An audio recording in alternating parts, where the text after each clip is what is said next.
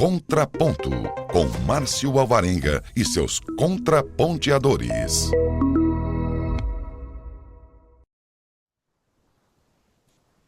Está começando mais um Contraponto, um tema, autolesão na adolescência.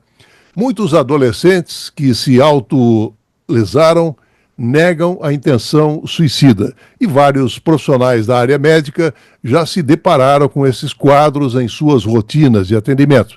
Esse quadro de autolesão não suicida tende a começar no início da adolescência e vários estudos populacionais mostram proporções semelhantes entre homens e mulheres. Muito embora a origem não esteja bem definida, esse é um comportamento que tende a diminuir após a idade adulta jovem. E esse é o assunto que nós vamos discutir no Contraponto de hoje. E convidamos a professora Diene Monique Carlos, doutora em Ciências pelo Programa de Pós-Graduação em Enfermagem em Saúde Pública, docente da Escola de Enfermagem da USP Ribeirão Preto, e ela que tem se dedicado a pesquisar o tema, participando da elaboração de uma cartilha cujo tema é O que alivia a minha dor? Fotos e experiências de adolescentes. Professora Diene, bom dia, prazer em tê-la conosco. Bom dia, Márcio. Eu que agradeço o convite, fico bastante feliz em poder discutir esse tema, né, e trazer um pouco, algum aprofundamento para as pessoas sobre essa temática. Muito obrigada pelo convite. E participa conosco também a Jaqueline Giusti, ela é doutora na área de psiquiatria pela Faculdade de Medicina da USP, médica assistente do Laboratório para Desenvolvimento dos Relacionamentos e das Emoções do Instituto de Psiquiatria do Hospital de Clínicas da Faculdade de Medicina da USP. Ela que se especializou em problemas relacionados ao controle do impulso, sendo o tema, inclusive, da sua tese de doutorado, a automutilação. Doutora Jaqueline, prazer em tê-la conosco. Bom dia. Bom dia, Márcio. O prazer é meu. Eu acho que é muito importante a gente conversar sobre esse assunto para esclarecer melhor a população e ajudá-los também a como procurar ajuda, onde que a gente pode se apoiar para poder sanar esse grande problema que a gente tem hoje em dia, principalmente entre os adolescentes, como você disse. A professora Diene, essa cartilha, através das fotos estampadas, ela consegue estimular o pensamento, permitir que o seu significado tenha pertinência com o próprio estado de espírito de quem escolhe. Por exemplo, imagens da natureza, né, que poderia ser resumida nessa frase estampada. É uma coisa assim simples que dá para fazer na vida. Um tempinho que der para você já melhora o seu dia. E aí eu pergunto, professor, o que a gente poderia entender dessa mensagem? Primeiramente, Márcio, queria dizer o quanto que essa cartilha nos foi também uma surpresa, né? Ela não era, a princípio, uma intenção final enquanto resultado, né, de um projeto de pesquisa. Ela foi pensada pelas próprias adolescentes que foram ouvidas, né, e que generosamente compartilharam conosco vivências que tiveram, né, e dentre essas vivências as questões da autolesão, né. Essas adolescentes, né, acho que é importante sinalizar que foi um projeto de pesquisa que veio da prática, né, então, de uma prática tanto com estudantes de graduação em enfermagem, na época eu, enquanto docente da Universidade Federal de São Carlos, e também de projetos de extensão desenvolvido numa escola, que essa demanda chegou para nós, né, de alguma maneira trabalharmos e pensarmos possibilidades aí de cuidado aos adolescentes. E aí, nesse sentido, Nós buscamos, então, ouvir as adolescentes, e, na verdade, não só as meninas, mas só meninas que se interessaram em participar, né, que buscaram por participar da pesquisa, pensando, né, na perspectiva aí de que a autolesão não suicida, ela é um comportamento que ela não pode ser isolado de um contexto, de situações de vida, né? Ela é um comportamento que traz um significado, né? E aí a perspectiva que a gente trouxe para esse estudo foi de pensar o que mais poderia aliviar dores, sofrimentos, dificuldades, pensamentos ruins que não fossem eu me cortar. Né? E aí, nesse sentido, a gente foi ouvir essas adolescentes e elas foram extremamente potentes em tudo que elas nos apresentaram. Né? E esse trecho que você leu, ele traz um pouco dessa perspectiva da busca do alívio, né? Por uma questão que foi, né, como a própria adolescente colocou, vivida de forma simples, a baixo custo, que não demanda grande investimento, inclusive financeiro, né? Que foi o olhar para fora, né, o estar junto em ambientes que é claro que cada vez mais nós temos menos nas cidades e no mundo como um todo, né, que nos coloquem de alguma forma em contato com a natureza. Então, eu posso olhar o céu, tentar me conectar com esse ambiente externo e conectar comigo mesmo e pensar outras possibilidades para o alívio de momentos difíceis que eu esteja vivendo. E aí, essa cartilha nos surpreendeu, porque foi uma ideia pensada pelas próprias adolescentes, a construção desse instrumento, né, dessa tecnologia, porque elas queriam compartilhar com outras pessoas essas possibilidades de alívio, que não a autolesão.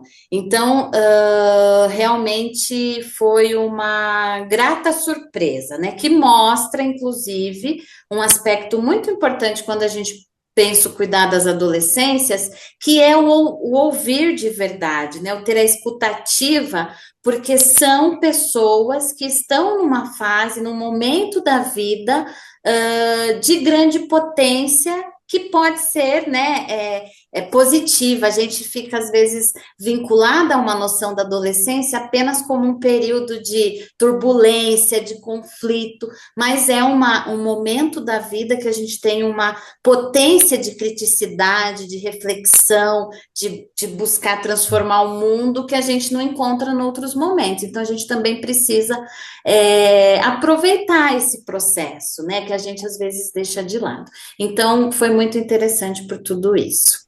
O seu contraponto, doutora Jaqueline. Bom, eu achei muito legal, eu li a apostila, achei muito legal essa iniciativa, e é muito interessante que a gente observa quando a gente atende os adolescentes, né? Até no início, quando eu comecei a estudar autolesão, eu tinha medo de fazer um grupo de adolescentes com autolesão.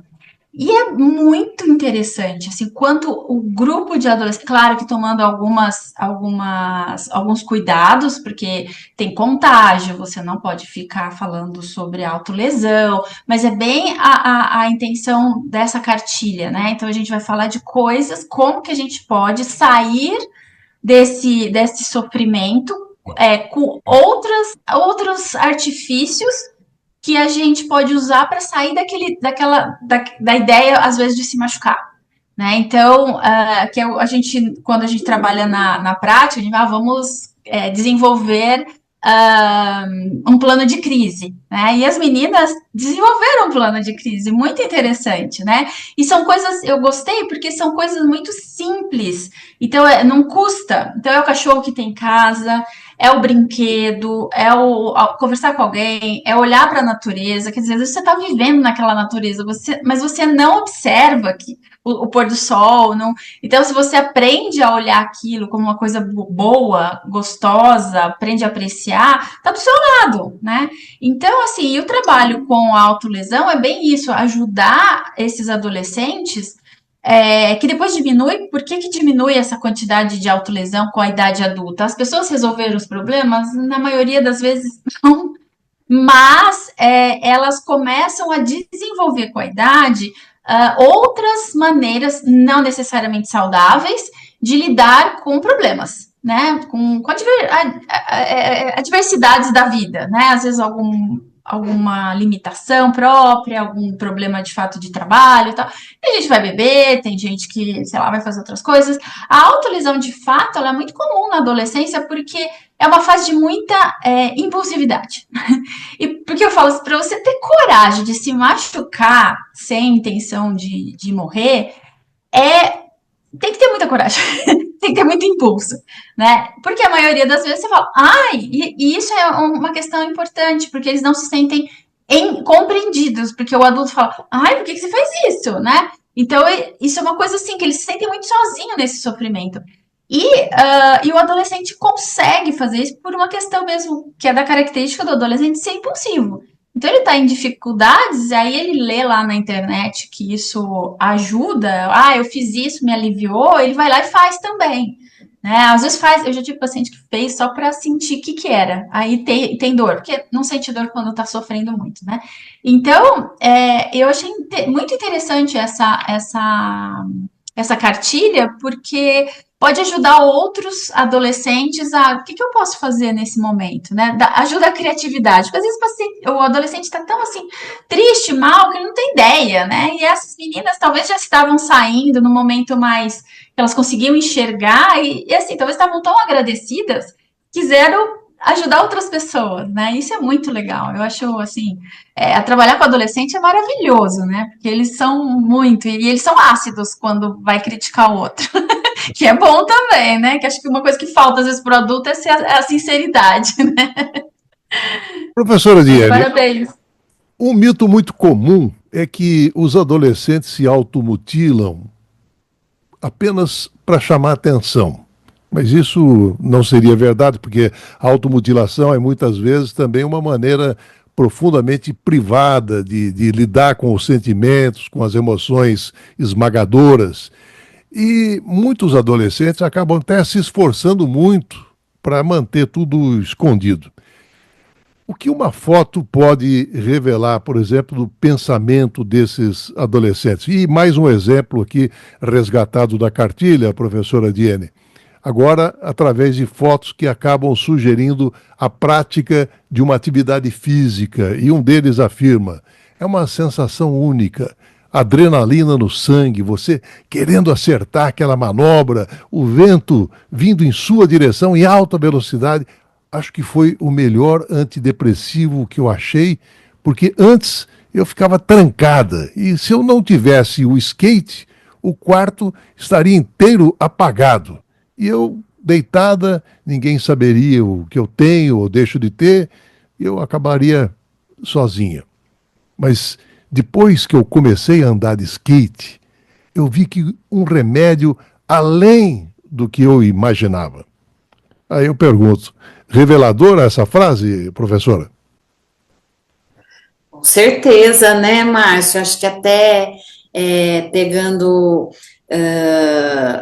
um gancho no que a doutora Jaqueline trouxe, né, e falou muito bem dessa questão da impulsividade na adolescência, né? A gente ficou por muitos anos sem compreender de fato, né, o que era isso, a que estava relacionado, né, e hoje a gente até tem discutido muito, mesmo com as famílias, com professores da área da educação básica, né, o quanto exames de neuroimagem nos trouxeram descobertas importantíssimas, né, de que o cérebro adolescente é um cérebro que está em desenvolvimento ainda, né, e aí tem uma parte do cérebro, né, que se chama córtex pré-frontal, que ele ainda não está desenvolvido, e ele é como se fosse um freio para impulsos. né? Aquilo como a doutora Jaqueline trouxe, que a gente adulto já vai tendo e vai, inclusive, modulando comportamentos, hábitos, né? E que podem ser mais ou menos saudáveis, isso no adolescente não existe, né? Então, é como se ele tivesse um acelerador ali frequente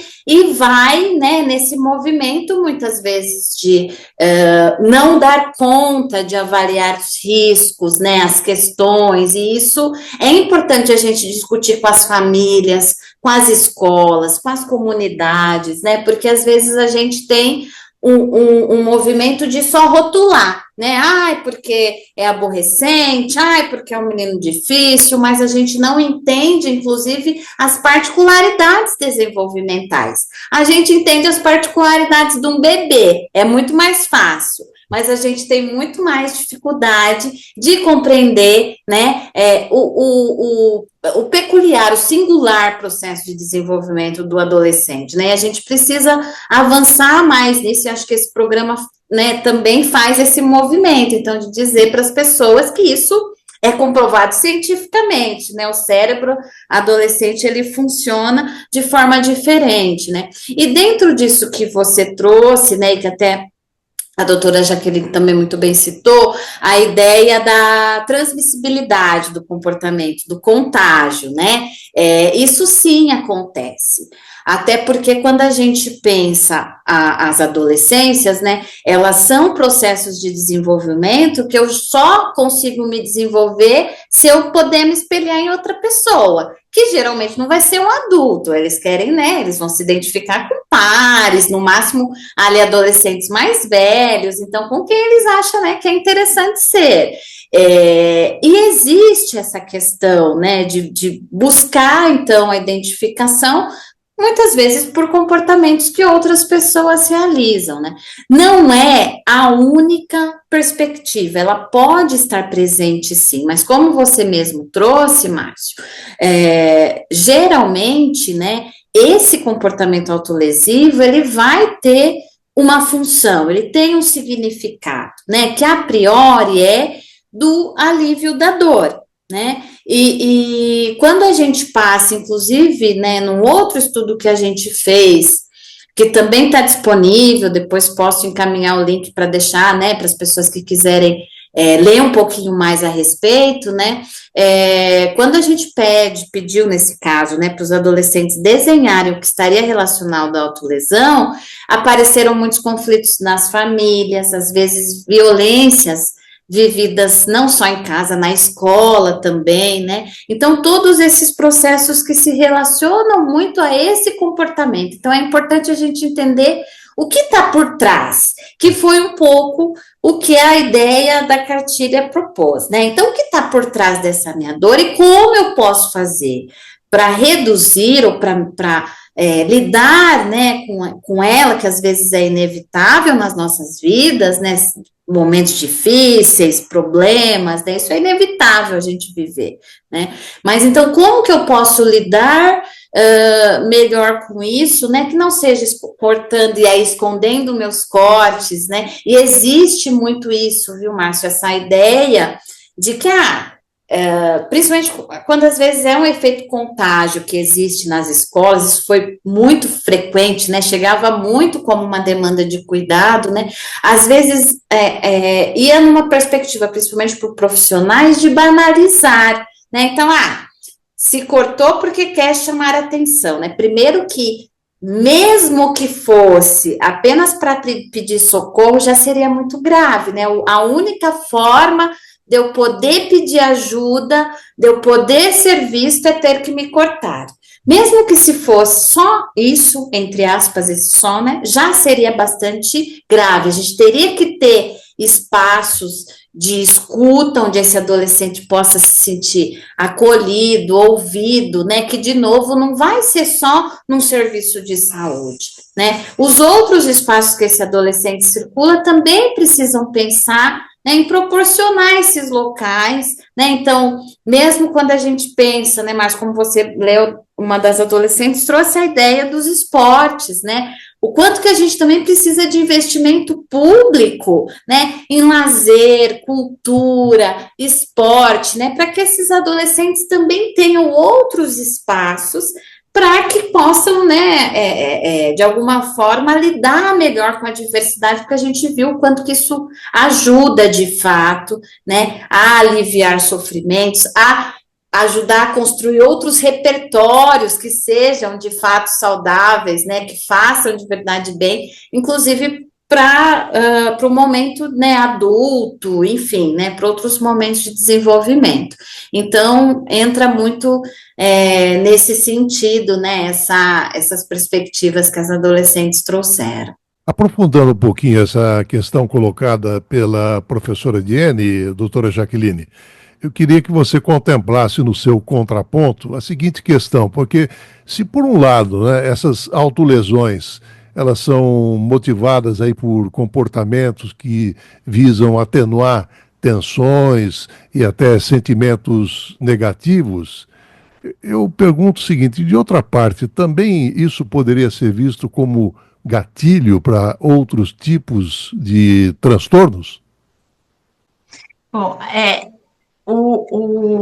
acho que a Jenny colocou muito bem, muita coisa aí, mas assim, eu acho que sim, na verdade, os sofrimentos que vêm antes da autolesão são gatilhos para algum outro comportamento.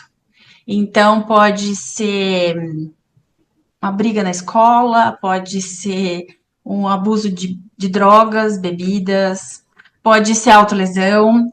Então, qualquer coisa que traga um sofrimento emocional, e aí é um cérebro com acelerador a toda, e que é a impulsividade, e poucos recursos emocionais para lidar com aquilo. Então, espirra para vários outros transtornos, né? Mas eu acho que a atividade física ajuda para todos, porque tem adrenalina, e é realmente um antidepressivo muito legal, que a gente bate nessa tecla muito quando você está atendendo qualquer tipo de doença, né? Hoje em dia, eu falo que até o dentista é capaz de falar, você precisa correr. Então, é muito legal. No caso da autolesão, por exemplo, voltando um pouquinho a questão do exercício, quando você se autolesiona, você libera um hormônio que chama endorfina, né? Então, e aí a gente conhece essa história do esporte, né? Então, assim, toda vez que a gente gera um estresse no nosso organismo, existe a endorfina. A endorfina é uma morfina autoproduzida que é para diminuir dor. E aí, se você consegue colocar, por exemplo, um exercício em alguém que está se autolesionando, uma boa dicasinha, uma boa opção para lidar com aquela sensação ruim, porque você acaba liberando a endorfina que o corte libera, por exemplo. Então você meio que é aquela coisa, mas também eu não quero ninguém viciado em esporte, porque também isso dá lesão física, né? Mas é aquela coisa dos males do menor, enquanto isso a gente vai organizando, aí você consegue regular humor, você consegue melhorar a impulsividade, você consegue trabalhar a endorfina, então ele meio que vem como um substituto, e vai muito bem como um manejo de crise aí. E também a autolesão, ela tem tudo isso. Ela é para chamar atenção, como a Jenny falou, porque o paciente está precisando de atenção. Então, olha onde é que ele chegou. Então, não é para dar bronca. Peraí, olha e fala, cara, essa pessoa está precisando de uma atenção e ela não está tendo. Então, não é para achar ruim, tá fazendo para chamar atenção. Tá, porque você não deu. Então, você precisa pensar o que você pode fazer para ajudar essa pessoa. E a mesma pessoa, ela faz em várias situações. É escondido, como o Márcio comentou, é aberto, para mostrar que está sofrendo, ao mesmo tempo é escondido e é um analgésico que eu encontrei, se eu falar para os outros, vai dar ruim, porque aí eles não vão deixar eu fazer. Então, assim, é tudo isso ao mesmo tempo, e na mesma pessoa. Então, não é que uma pessoa faz isso para chamar atenção, a outra não. Claro que às vezes, dependendo da situação, é mais uma coisa, mais outra, mas sim, né? Como a Diane falou, existem muitos, às vezes, conflitos em casa, né? E que a criança ficou ali no canto e também está sofrendo com aquela situação. Muitas vezes eles se identificam, por exemplo, a Demi Lovato, uns anos atrás, comentou que ela tinha autolesão, que ela sofria bullying, e o bullying é muito comum nesses pacientes. E aí eu lembro na época eu tinha uma paciente, adolescente também e tal, e que se autolesionava, e a Demi Lovato tem uma tatuagem de uma cruz aqui. E essa minha paciente chegava todos os dias escrito com caneta, né? Ela fazia a mesma cruz. Então, quanto essa menina estava identificada com aquele ídolo, que aquele ídolo mostrou uma saída. Olha, o meu sofrimento é parecido com esse. E ele fez aquilo. Pode ser uma boa ideia, né? Porque é uma solução, é alguém que tá lá, eu admiro, então eu vou fazer também. Então, tem muito contágios aí em várias situações. Uma coisa que eu achei bem legal, que a Lady Gaga, uns anos atrás, falou que ela tinha uma questão de autolesão. Mas eu gostei do jeito que, pelo menos eu vi como ela contou a notícia, assim, isso não é legal, é um sofrimento. Então ela conseguiu, acho que talvez por mais noção do problema, transmitir isso como algo que precisa ser cuidado, né? E não que legal, eu fiz, né? Isso não é legal. É uma coisa porque eu estava sofrendo. Então, é muito importante isso, e eu acho que essa nossa conversa é muito importante para a cartilha, para mostrar para a população o quanto isso é um sofrimento emocional e também não é para pai e mãe ficar se sentindo culpados, porque filho não vem com manual e às vezes a gente passa de fato por problemas. Então, assim, mas pelo menos os pais têm que aceitar uma orientação muitas vezes, né? Porque assim, eu não sei. Claro, pai e mãe, a gente já tem que partir do princípio que está fazendo aquilo que pode, aquilo que acha que é melhor. Né? Então, a partir daí, um profissional pode falar, olha, vamos tentar fazer assim, assado, olha, porque assim, fala, poxa, mas meu filho, eu dou atenção para ele, e ele tá fazendo isso, você tá me dizendo porque eu não dou atenção, como é que eu faço? Também você deixa a pessoa numa situação, né, quem cuida dessas crianças, o que eu vou fazer? Tô perdido agora, a culpa é minha, eu não tenho a mínima ideia. Então, assim, esquece, eu acho que tem que tirar essa culpa de quem cuida das crianças, né? E ajudá-las a como cuidar das crianças. Eu costumo dizer que a culpa disso tudo é do filho que não veio com manual. Então, a gente vai tentar escrever esse manual. Às vezes precisa de ajuda, às vezes a gente dá conta, né? Então, eu acho que a gente precisa acolher também bastante esta família. Muitas vezes a gente precisa, por exemplo, tem um estudo que mostra que o que você faz, porque um dos fatores que faz com que o adolescente começa com autolesão e continua com autolesão na vida adulta é depressão na mãe. Então, ou seja, essa família precisa ser cuidada também. Então, muitas vezes um cuidador que está deprimido, né? E aí você precisa cuidar dele, porque ele não vai ter ânimo para tirar o outro também, porque ele está lá igual, né? Então você precisa de alguém, tem que cuidar de quem cuida, né? Porque senão essas crianças, de fato, fica todo mundo perdido, né? Fica todo mundo assim, o que eu faço, né? Porque não é fácil você imaginar teu filho se machucando, né? Mas eu tenho assim uma esperança e eu tenho uma sensação de que as coisas estão mudando, porque quando eu comecei a trabalhar com isso, eu recebi às vezes no consultório mães falando assim, aí, agora resolveu se cortar, ó que beleza, né? Só faltava pegar pela orelha e levar, assim, era uma figura assim. Hoje eu não vejo mais isso, né? Eu vejo os pais com medo, preocupados, mas não acusando de aí, agora tá manipulando para se machucar. Eu acho isso um avanço enorme, porque assim, tem muito para avançar, né? Mas é difícil, né? Doenças mentais têm sempre uma grande dificuldade da pessoa se aceitar. Eu acho que para os pais aceitarem que o seu filho está com algum problema, vem uma culpa muito grande. Então, tudo é muito difícil, mas eu estou feliz que, sabe, esses movimentos de fazer trabalhos, divulgar formas de lidar com isso, eu sinto que tem já uma mudançazinha aí, que isso é muito interessante, eu acho.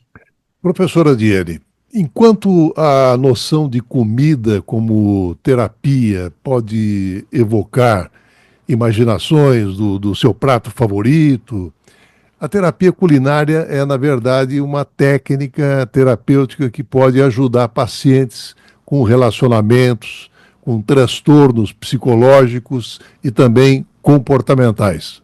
Por exemplo, o Dr. Michael Cossett, que é presidente do Departamento de Educação de Conselheiros da Escola de Chicago, ele define a terapia culinária como a técnica terapêutica que usa artes, culinária, gastronomia e relacionamento pessoal, cultural e familiar de um indivíduo com a comida, exatamente para lidar com os problemas emocionais e psicológicos enfrentados pelos indivíduos. Bem, aí voltando para a cartilha, professora, uma adolescente falou sobre o tema culinária, reconhecendo que gosta de cozinhar. E ela apresenta, inclusive, uma frase que eu gostaria que vocês apreciassem e comentassem, né? A frase é a seguinte: você tenta fazer uma receita nova, faz outra, experimenta outros sabores. Eu gosto bastante de cozinhar, é uma coisa que me ajuda muito, sabe? Professora Diane.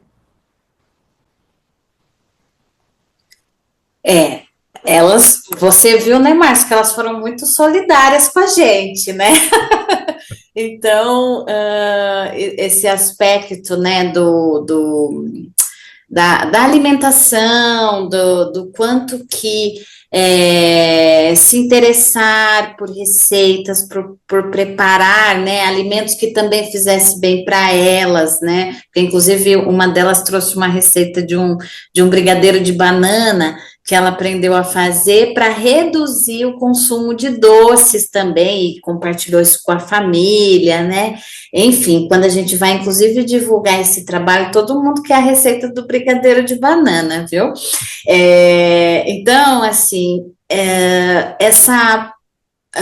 esse investimento, essa aposta que eu acho que a culinária também possibilita fazer nos próprios adolescentes, né, de dizer que é sim possível, que é capaz de fazer, que é possível eu sinalizar o que eu gosto mais, o que eu gosto menos, né, que vai dizendo sobre mim de alguma maneira também, a autonomia que eu vou exercendo no preparo, né, o que a comida carrega, né, enquanto história, às vezes, de familiar, né, enquanto um componente cultural importante sobre da onde aquela pessoa vem, né, e toda a sensação de prazer, né, que o compartilhar a comida, refeições, né, pode trazer, como você mesmo colocou, né, inclusive não apenas do alimento em si, mas o de estar junto com outras pessoas, né, do dividir isso com outras pessoas, isso tem uma potência terapêutica,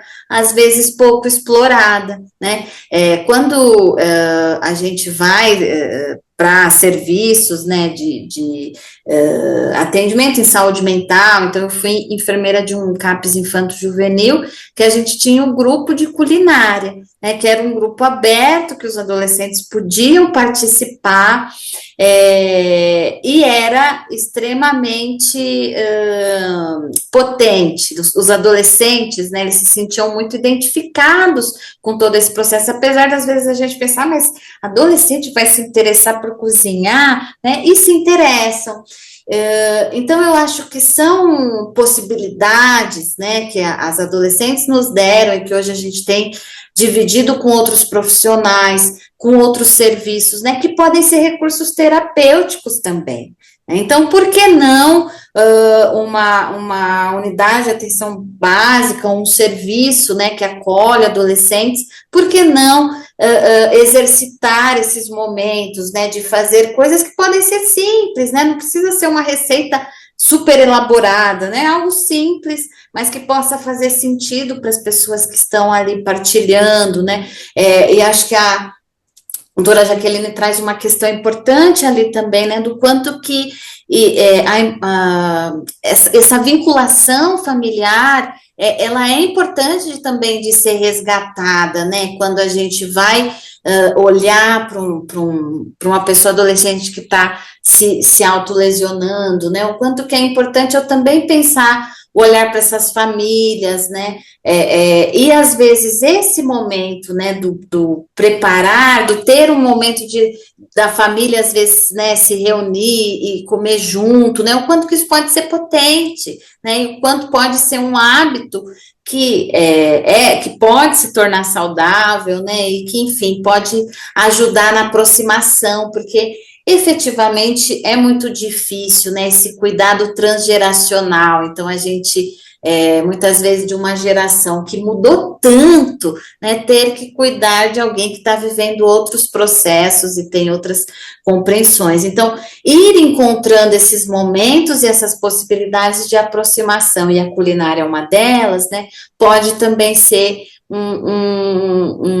né, uma possibilidade. Então, acho que isso entra nesse sentido também.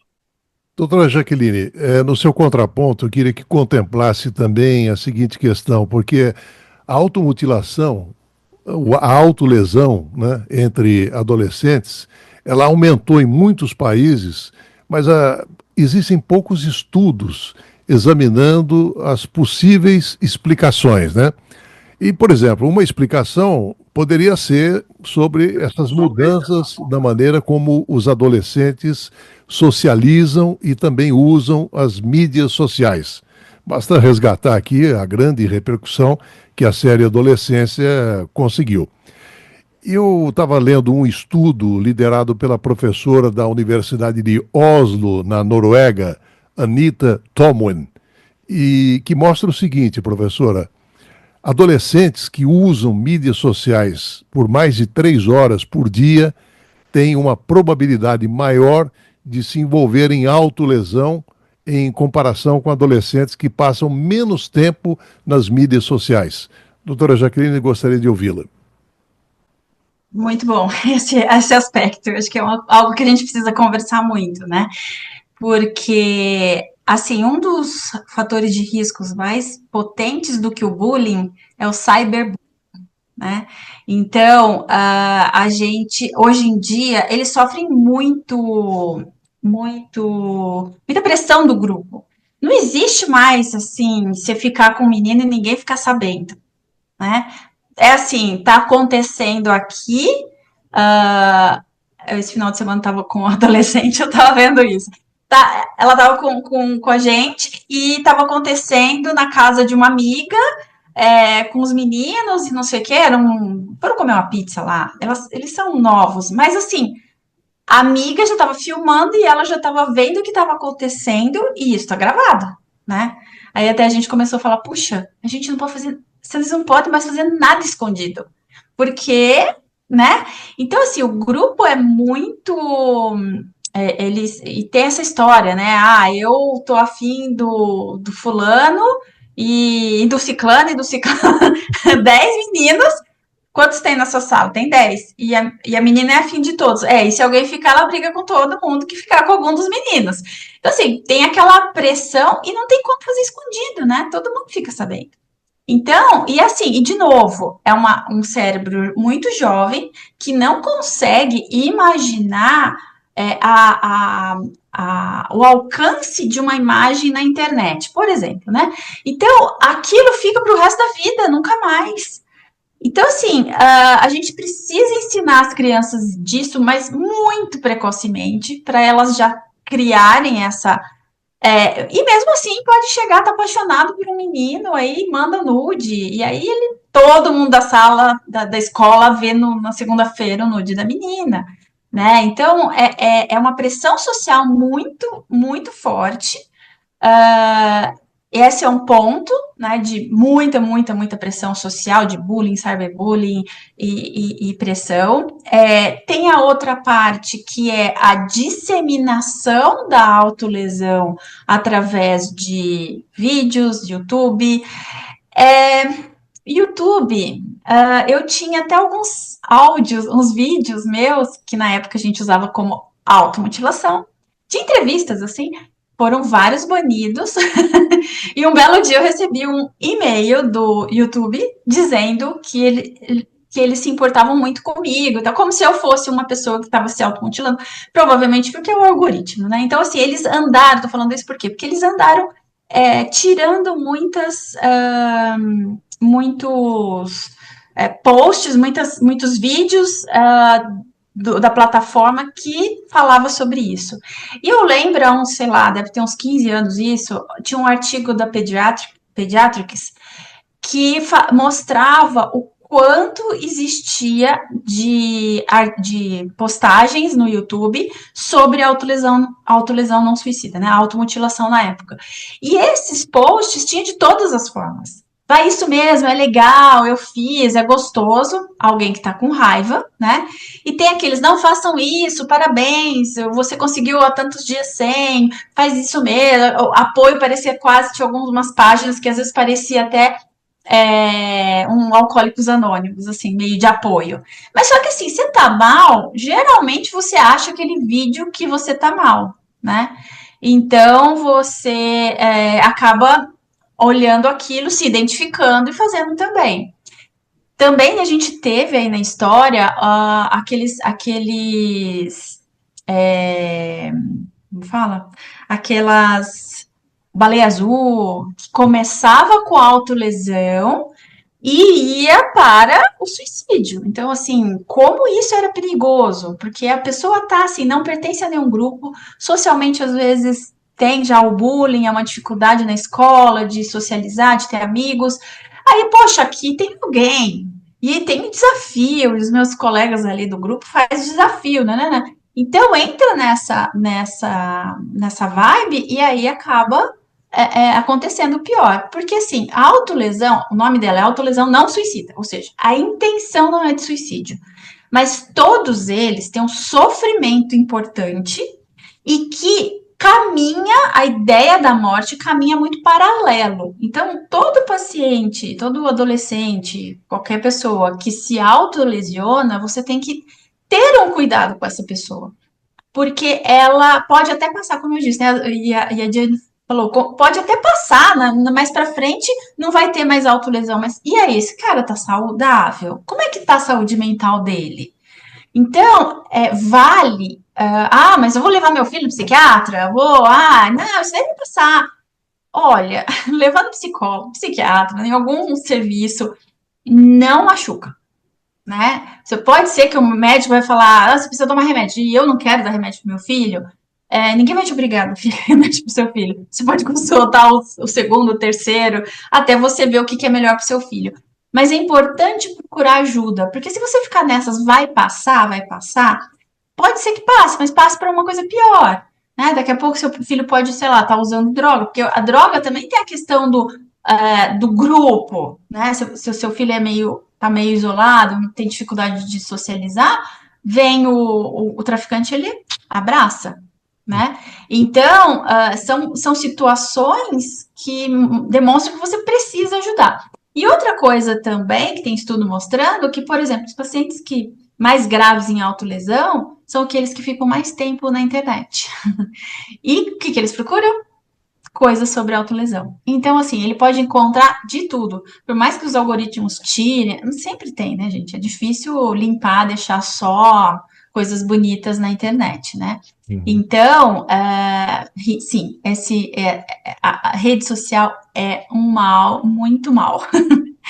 E a gente precisa, de fato, ficar atento. Eu acho que a série Adolescência é uma facada no peito da gente, assim, de adulto, né? Que você fala, como? Eles são tão secos, assim, que eu fiquei, como assim? É isso mesmo, né? Então, você acha sempre que vai ter uma coisa que vai amenizar. Não, eles falaram, olha, não, o negócio é sério mesmo, e se vocês não cuidarem, pode acontecer na sua casa. Né? Então, eu achei interessante isso, porque pegou muito mais os adultos, né, que é os que cuidam dos adolescentes, do que, de fato, os adolescentes, e também ela não influenciou para ter mais autolesão, diferente daquele 13 Reasons Why, que era uma história de uma série que foi uns 10 anos isso, eu acho, que foi aumentou o número, essa série, ela influenciou para o mal, porque muitos adolescentes se identificaram com aquela situação, a menina sofria bullying, várias situações assim, escolares, que é muito comum, né, e e aí ela acabavam indo para o mesmo comportamento da menina, então, é muito sério, então, inclusive séries, a gente precisa também filtrar, né? Então, outra coisa que eu vou aproveitar, deixa, já que a gente está falando de internet, às vezes tem aquela história, você invadiu a minha privacidade, que o adolescente sempre fala, né? Eu falo, é isso mesmo, a privacidade tem que ser respeitada. Quando é naquele caderninho, sabe aqueles caderninhos que tinha uma chavinha? Esse diário você não pode abrir. Agora, se vai para a rede, é para o mundo. Então, se é para o mundo, por que não pode ser pai e mamãe? Geralmente eu falo isso, ó, é privado, então é privado.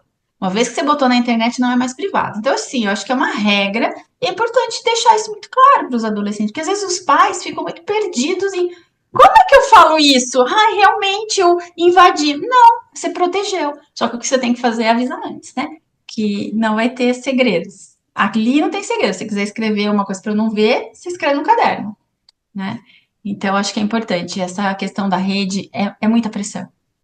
Professora Thierry, os adolescentes podem se autolesionarem exatamente por uma variedade de razões, e muitas vezes é também uma maneira deles lidarem com os sentimentos, com aquelas emoções mais intensas. A doutora Jaqueline falava exatamente da raiva, né? E aí vem culpa, tristeza, vergonha, ódio de si próprio.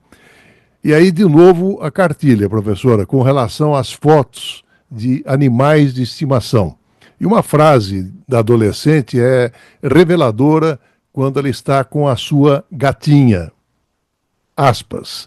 Quando eu estou triste, ela vem perto de mim e fica se esfregando em mim. Acho bom que tem um animal que me ama. E aí, professora Diane?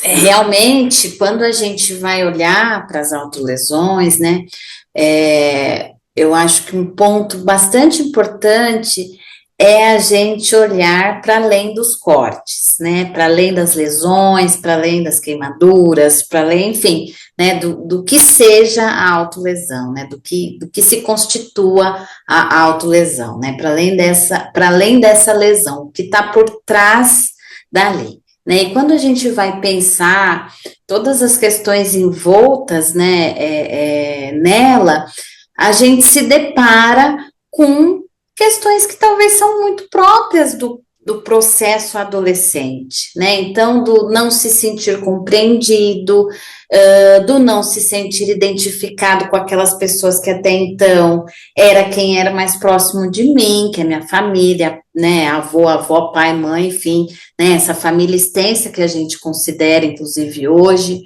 né? E aí, nesse sentido,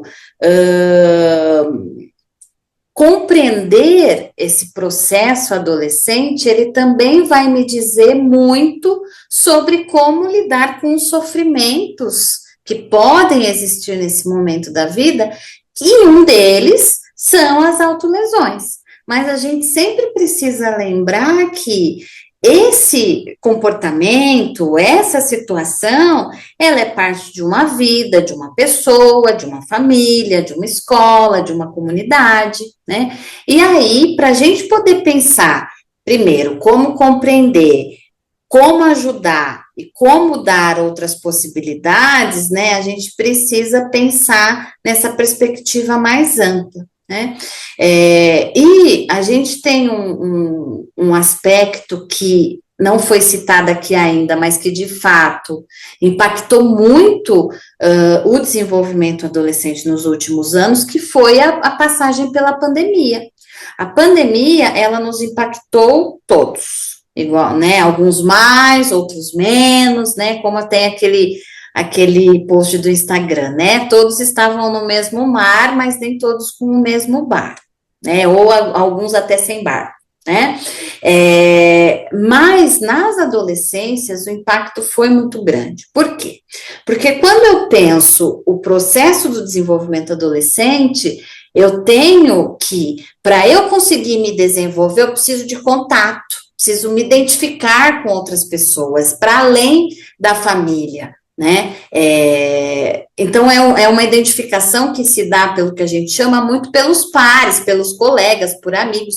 Por isso que essa coisa do grupo, ela é tão forte na adolescência, né? Então, as famílias também precisam ser orientadas nesse sentido, ser cuidadas nesse sentido, porque é muito difícil, né? Até então, a criança que ficava ali grudada em mim, agora já não quer mais, quer outras vivências, né? Mas isso é parte, é saudável do se constituir adolescência. E a pandemia, ela pôs um limite, uma barreira gritante aí, né, de que o adolescente, ele não pôde fazer esse desenvolvimento. Então, o isolamento foi maior, né, a dificuldade ali de, inclusive, constituir novas relações sociais que são tão importantes para eu ir construindo habilidades de vida, ela não foi possível, né, e hoje a gente tem vivido, mesmo aí, né, já foi decretado o fim da pandemia, a gente ainda vive consequências dessa pandemia, tanto que quando a gente vai fazer trabalhos nas escolas, né, aqui a gente tem uma entrada muito forte, né, da enfermagem, até pela especificidade da formação, né, na saúde escolar. Hoje o que vem de demanda é a saúde mental, que por muito tempo eram outras questões, a sexualidade, né, enfim, outros aspectos. Hoje o primeiro aspecto que vem os adolescentes estão muito ansiosos, depressivos, os próprios adolescentes falam sobre isso, né, sentem muito isolados, sentem que ninguém dá valor para eles, né, e aí a gente vai tentando lidar e amenizar tudo isso, né, tentando cuidar de tudo isso, como a doutora Jaqueline pontuou. E um dos aspectos que essas adolescentes nos trazem, e acho que isso tem muito a ver com a natureza, com o meio ambiente, né, é esse contato com animais, né, inclusive pela relação meio que sem ter a necessidade de uma troca efetiva, né, porque na verdade o animal, ele, quando elas vão contando esses animais de estimação, né, cachorro, gato, não me lembro se elas citaram outros, mas em especial esses, né, a possibilidade que tem de se acalmar pelo toque, por uma relação, né, sem necessariamente demandar que eu faça algo para sentir o carinho, né, então, essa relação meio que sem essa necessidade, né, de eu fazer algo para eu poder receber um afeto, né, um amor, enfim.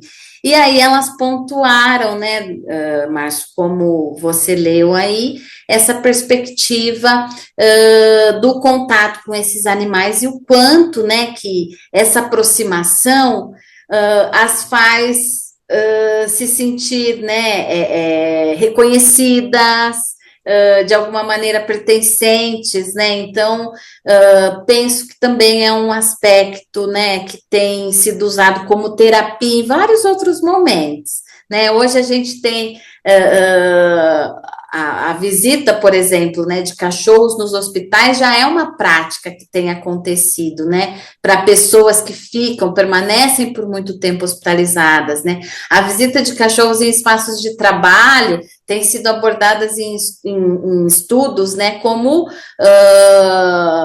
formas de reduzir a tensão em ambientes de trabalho, né, então existe sim essa possibilidade, né, e é algo que tem sido muito discutido, inclusive em estudos que vêm trazendo, né, todas as mudanças climáticas e os impactos que isso tem na natureza nessa perspectiva mais ampla, inclusive do contato que eu vou ter com a própria natureza, mas também com esses animais que são parte dela, né, e aí o quanto que algumas mudanças que a gente tem vivido né, na sociedade, enfim, podem prejudicar ou facilitar esses processos que, de novo, podem ser muito saudáveis, né, por esse contato. Doutora Jaqueline, a professora Diane falou sobre toque, sobre afeto. Os adolescentes frequentemente enfrentam obstáculos específicos na sua vida, particularmente aqueles relacionados à identidade de gênero, orientação sexual, o que pode muitas vezes levar à autolesão, né? E os jovens LGBTQI a mais pode demonstrar mais níveis de tensão e estresse do que as outras pessoas do seu círculo familiar ou de relacionamento social. Entramos, então, no âmbito do afeto, que também foi um ponto apontado na cartilha. E eu apresento aqui, doutora Jaqueline, a observação feita por uma adolescente.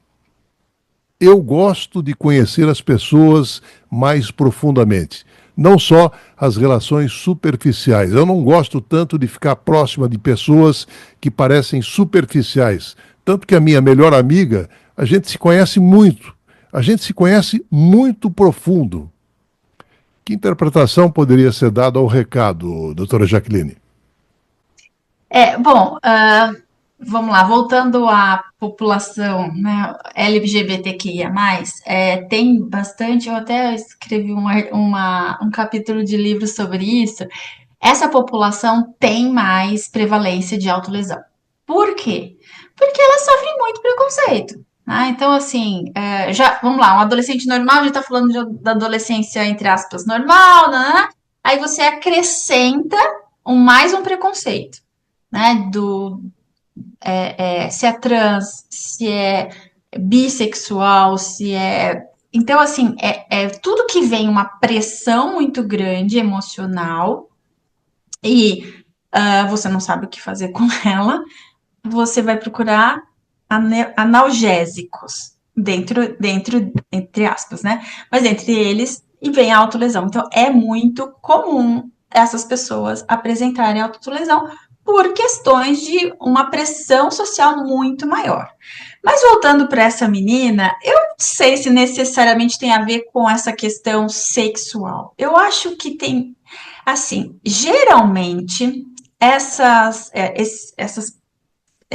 esses adolescentes que se autolesionam, eles têm uma questão social mais difícil, por causa dos bullying, porque não consegue sei lá, se defender, por qualquer coisa X, né? Cada um tem que... Bom, na adolescente a gente tem que desenvolver habilidade social, e cada um desenvolve do seu jeito, às vezes demora mais, às vezes menos, então assim, essa dificuldade na habilidade social é bem frequente na adolescência e principalmente em pacientes e adolescentes que se autolesionam. Então, é muito comum você ter pessoas que conhecem, que tem muito próximo um amigo, dois amigos. Então, são sempre aquelas pessoas que são de poucos, na melhor das hipóteses, são de poucos e bons amigos. Existe aqueles que querem ser popular, aí é um pouco mais difícil porque ele já não tem habilidade social e tem a crueldade dos populares em cima deles, né? Porque a molecada não é fácil. Então, existe uma certa... essa pessoa se coloca mais numa situação de maior pressão ainda de grupo, porque eu quero subir para o grupo tal, e enfim, vem autoestima, vem um monte de coisas aí.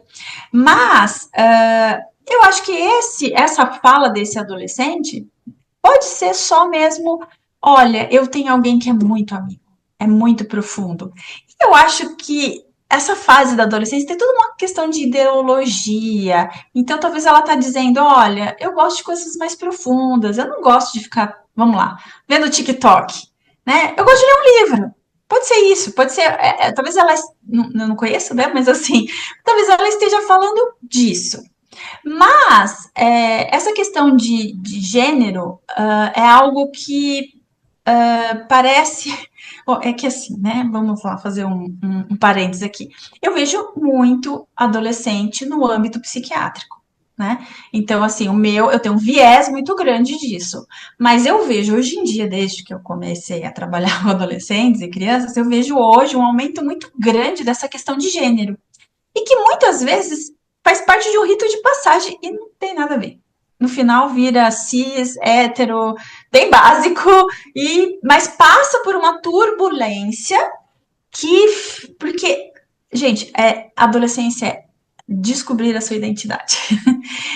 Então, a questão de gênero passa também nessa identidade, né? Então, é comum você ter dúvidas. Será que eu gosto de menino ou menina? Aí você fala, pô, mas eu nunca olhei para uma menina, então eu acho que eu gosto de menino mesmo, né?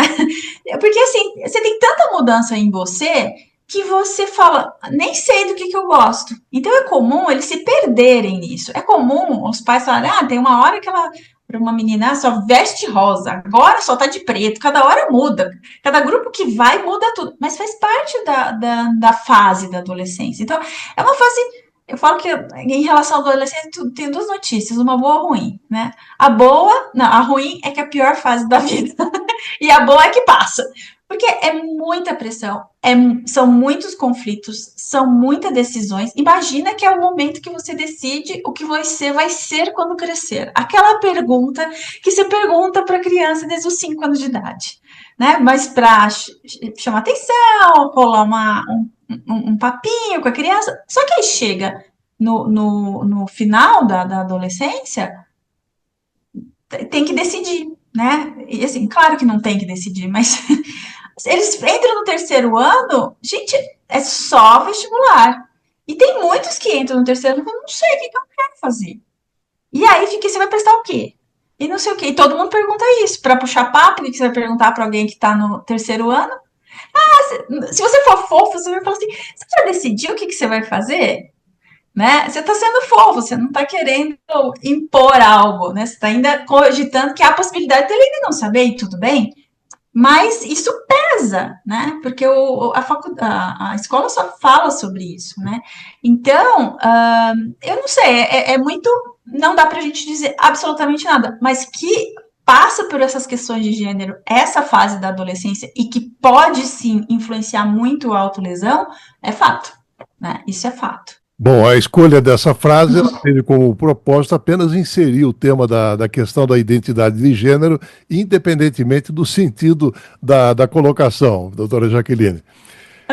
Infelizmente, estamos no finalzinho, acho que teríamos muitas questões, outras a serem aprofundadas nesse tema. Oportunamente, a gente poderia reinseri-lo no contraponto. E, de qualquer forma, eu deixo espaço aí para o minuto final para a professora Diene. Márcio, primeiro queria agradecer a oportunidade, né, de poder trazer esse tema junto com a doutora Jaqueline. Acho que foi uma conversa muito bacana, né? A gente espera que as pessoas se sintam mais informadas, né? E é claro, né, com uma informação que a gente busca sempre ser validada, né, por estudos, pela prática profissional, que também vai sendo baseada nesses estudos científicos, né, então acho que isso é bastante importante dizer que, apesar de muito desafiador, né, acho que o que a doutora Jaqueline trouxe lá no início, né, que bom que isso tem sido mais discutido, né, as pessoas têm buscado, têm se preocupado mais sobre como atuar, e lembrar sempre, né, os sofrimentos vividos nas adolescências, né, como os adolescentes têm se colocado hoje, né, efetivamente não é culpa e nem responsabilidade de uma pessoa só, né, ou de um lugar só, ou de um serviço só, né, a gente deseja, né, que cada vez mais a gente possa conversar mais entre os próprios adolescentes, famílias, escolas, serviços de saúde, né, serviços comunitários, esporte, lazer, né, porque só com a união e efetivamente o trabalho, né, articulado, em rede, que a gente costuma falar na saúde, né, a gente de verdade vai conseguir pensar espaços mais saudáveis, né, para esses adolescentes, suas famílias estarem, e lembrar que a gente está num momento muito importante no Brasil, né, a gente nunca teve, nunca vai ter tanto adolescente jovem quanto a gente tem hoje, né? Então, isso pode ser, sim, um caminho também para a gente pensar, né, um desenvolvimento mais sustentável, mais saudável, né, com melhores escolhas. Então, acho que é um momento muito importante para a gente trazer essas discussões. Agradeço de novo, Márcio. Professora Diene Monique Carlos, docente da Escola de Enfermagem da USP Ribeirão Preto, muito obrigado pela sua participação, então, no Contraponto. Doutora Jaqueline, minuto final. Bom, queria agradecer também essa oportunidade de estar conversando sobre esse assunto. De novo, eu acho muito importante isso e ser discutido cada vez mais com a população, para ser esclarecido e com profissionais que falam baseado em evidência. Eu queria parabenizar a Diene pelo trabalho. Essa cartilha eu acho que vai muito de encontro a isso, eu acho que ajuda bastante achar soluções para aquilo, principalmente as crianças ou adolescentes, né, que às vezes não sabem o que fazer, quer procurar ajuda, não sabe onde. Então acho que a cartilha dá umas ideias, assim, onde você pode ficar bem. Eu acho que isso é legal. E eu queria aproveitar para dar dicas para esses adolescentes e para os pais dos adolescentes, né? Assim, o adolescente que está passando por isso, acho que a cartilha é uma ideia, mas ele precisa de um adulto para pedir ajuda profissional, muitas vezes. E se não for profissional, tudo bem, mas passar por um profissional não faz mal. Então, procurar um adulto que ele confie, que às vezes está na escola, não necessariamente está em casa, às vezes é uma avó, às vezes é um tio, às vezes é uma mãe de uma amiga, às vezes é um professor, um coordenador. Procurar ajuda e dizer, olha, tá ruim aqui, eu não sei o que fazer, que com certeza esse adulto vai conseguir entendê-lo e vai procurar ajuda certa.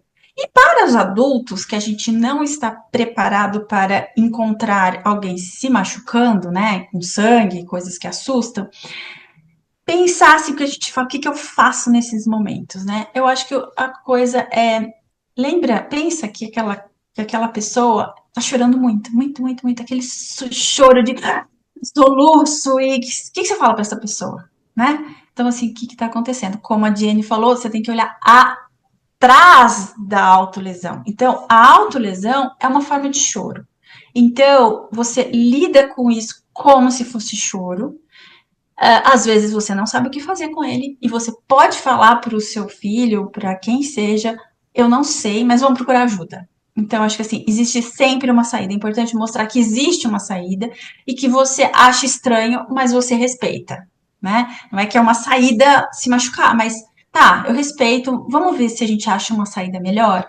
E acho que isso vai fazer toda a diferença e vai abrir um caminho muito grande para poder chegar numa situação que isso diminua essa prevalência, né? Porque a gente está numa rota de aumento. Então, vamos fazer de tudo para isso diminuir.